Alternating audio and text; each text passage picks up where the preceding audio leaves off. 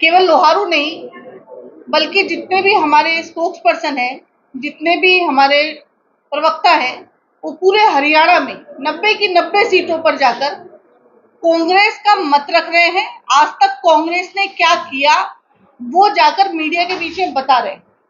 इसका एक महत्वपूर्ण कारण ये भी है कि पिछले 10 सालों में हमारी आवाज को जितना दबाया गया, वो केवल भारत में नहीं बल्कि विश्व में चर्चा का विषय बना कि किस प्रकार से विपक्ष की आवाज को दबाया गया। आप जानते हो कि हरियाणा को खास तौर पर 3 चीजों की वजह से जाना जाता है, और वो 3 चीज है जय जवान, जय किसान और जय पहलवान। इन 3 चीजों की वजह से हरियाणा का नाम जो है पूरे विश्व में बड़े गर्व से लिया जाता है। लेकिन इस सरकार के कार्यकाल में, पिछले 10 साल के कार्यकाल में देखा होगा कि हरियाणा की इस इज्जत को, हरियाणा के इस नाम को किस तरह से मिट्टी में मिलाया गया, पैरों तले कुचल दिया गया। सबसे पहले मैं आपके सामने किसानों की बात करना चाहूंगी कि अगर मैं किसानों की बात करूं, किसान एमएसपी को लेकर धरने पर बैठे हुए थे। इस सरकार के कार्यकाल में 750 किसान शहीद हुए, और ये सरकार के कान पर जू नहीं रहेंगी, बल्कि ये कहा गया कि क्या वो मेरे लिए मरे हैं। ये प्रधानमंत्री जी का स्टेटमेंट था, बहुत ही असंवेदनशील स्टेटमेंट था, जिसकी चर्चा जो है विश्व स्तर पर हुई थी। किसानों के ऊपर इस प्रकार के अत्याचार किए गए कि जब आजादी मिली थी भारत को, उसमें भी जो देश के लिए आजादी मांग रहे थे, उन पर भी अंग्रेज सरकार ने ऐसे अत्याचार नहीं किए थे जो इस सरकार ने किसानों पर किए, हमारे जवानों पर किए और हमारे पहलवानों पर किए। इस सरकार ने अंग्रेज सरकार को भी पूरी तरह से फेल कर दिया था, और पूरी तरह से कुशासन, और ये इनको बोला जाए कि किस प्रकार की बर्बरता पूर्वक इन्होंने जो कार्यवाही जो है तमाम पूरे हरियाणा में की, वो सबने देखा, और सारी जनता जो है इस बात से त्रस्त है। किसानों के ऊपर वाटर कैनन इस्तेमाल किए गए, डंडों से उनका सिर फोड़ा गया, उनके रास्ते पूरी तरह से रोक दिए गए, यहां तक कि उन पर गोलियां भी चलवाई गई। उसके बावजूद भी किसानों की मांगों को लेकर आज तक भी कोई इनका क्लियर स्टैंड नहीं। अगर मैं जवानों की बात करूं तो पूरे देश में पिछले जो कॉमनवेल्थ गेम हुए थे, उसमें 34 मेडल जो है वो भारत के आए। उसमें से 24 मेडल जो है वो हरियाणा के पहलवान और हरियाणा खिलाड़ी लेकर आए। अब की बारी ओलंपिक्स हुए, उसमें 6 मेडल जो है वो भारत के आए, उसमें से 4 मेडल हरियाणा लेकर आए।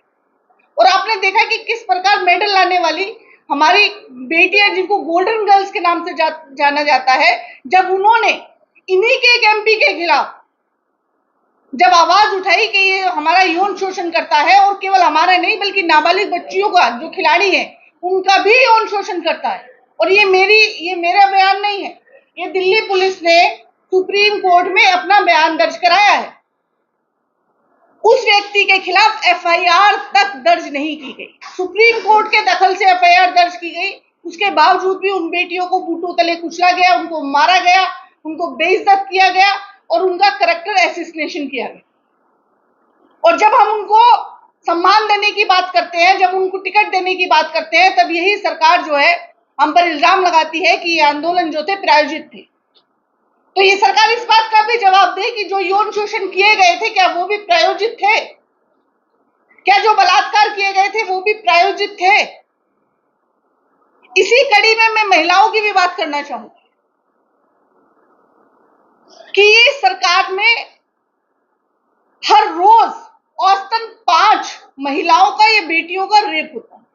ये वो आंकड़े हैं जो रजिस्टर्ड है, जिनका सरकारी सबूत है, और जिनका जो एफआईआर दर्ज नहीं हुई, जिनकी कंप्लेंट दर्ज हुई, उनका कोई हिसाब नहीं।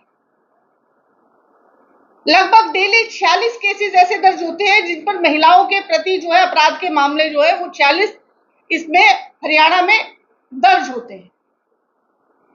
30,000 से ज्यादा महिलाएं हरियाणा से लापता है।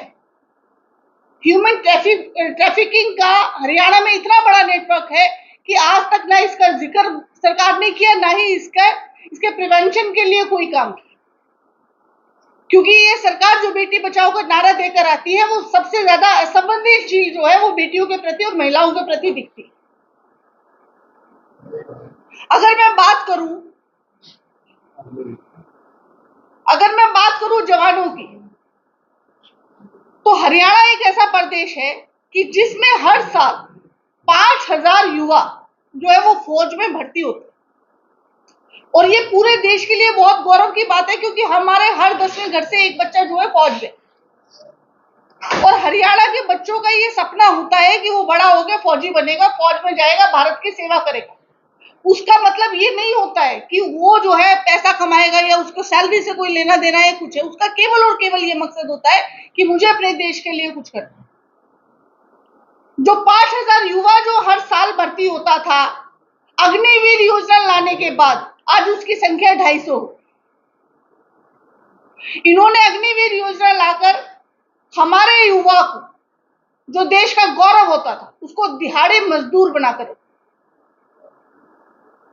हजारों लाखों बच्चे इसके खिलाफ होने के बाद, इनके आंदोलन करने के बाद भी सरकार के कान पर जू नहीं रही थी। और इस अग्निवीर की पोल जब हमने खोली तो हमने ये कहा कि जो पूर्व जनरल थे नरवणे जी ने किताब लिखी है, उस किताब में इस बात का जिक्र किया है कि जब हमें अग्निवीर योजना बताई गई तो हम सारे के सारे जो है वो शॉक्ड रह गए, हम चौंक गए कि ये हमें क्या दे दिया। ये तो बिल्कुल जो है इस जो हमारी सोच है देश के प्रति उसके खिलाफ है। लेकिन ये प्रधानमंत्री कार्यालय से हमारे ऊपर थोपी गई, बाकायदा प्रधानमंत्री कार्यालय से आई गई, और किस मकसद से आई गई अगर इस पर जाएंगे तो ये बहुत बड़ी डिबेट का विषय है, तो उसको अभी फिलहाल मैं छोड़ती हूँ। लेकिन ये देश के लिए बहुत घातक योजना है, अब केवल हमारे युवाओं के लिए नहीं, हमारी सरहदों के लिए भी बहुत घातक है। क्योंकि वो बच्चा जो 4 साल के लिए आप उसको सरहद पे छोड़ दोगे, ना ही वो पूरी तरह से ट्रेंड है, वो किस प्रकार से उन ट्रेंड फौजों का सामना करेगा और किस प्रकार से, क्या ये कोई किसी साजिश का तहत जो है ये चीज की गई है, ये काफी डिबेट का विषय। मैं 2 मिनट और लूंगी, मुझे पता है कि आपके प्रश्न है, लेकिन मैं थोड़ा सा और प्रकाश डालना चाहूंगी। हमारी कांग्रेस की सरकार ने, हमने तमाम प्रदेश में जो है IIT खोले, IIM खोले, और लगभग 3,000 के आसपास हमने स्कूल खोले। आप एक डिस्ट्रिक्ट उठा के देख लीजिए, हर डिस्ट्रिक्ट में कांग्रेस का एक ऐसा आपको निशान मिलेगा कि यहाँ पर हमने एजुकेशन के लिए काम किया। इस सरकार ने स्कूल खोलना तो दूर की बात रही, बल्कि 5,000 स्कूलों को बंद कर दिया।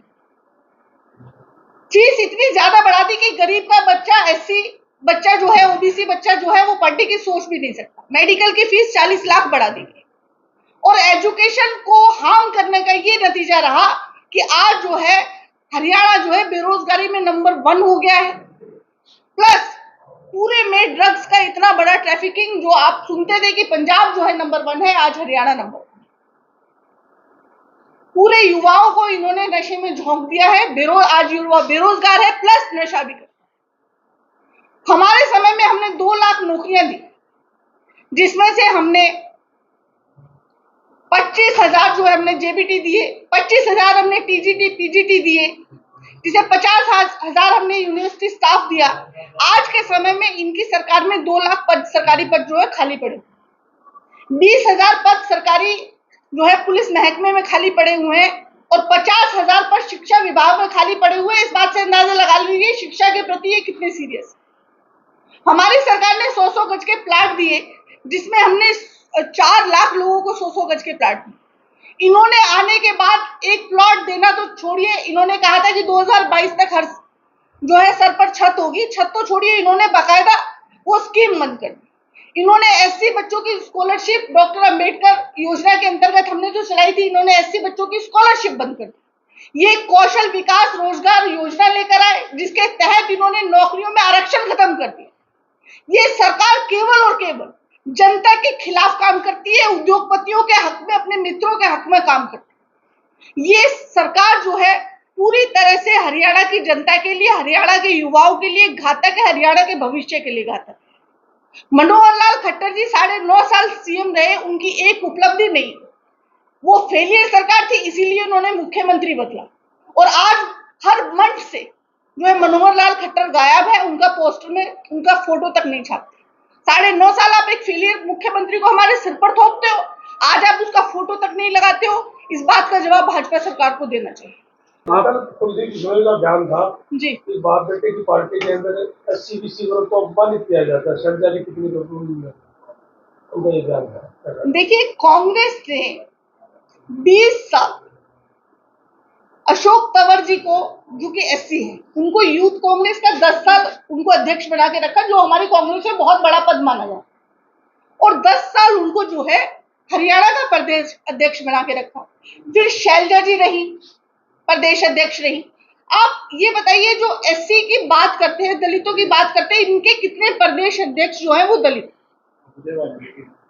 अब हमारे जो प्रदेश उदय भान है, पहले फूलचंद मौलाना जी भी थे, लेकिन इनके में कितने प्रदेश अध्यक्ष जो है आज तक ही बता दीजिए कि एक प्रदेश अध्यक्ष इनका SC रहा है। हमारे CM SC रहे, इनका एक CM SC रहा है।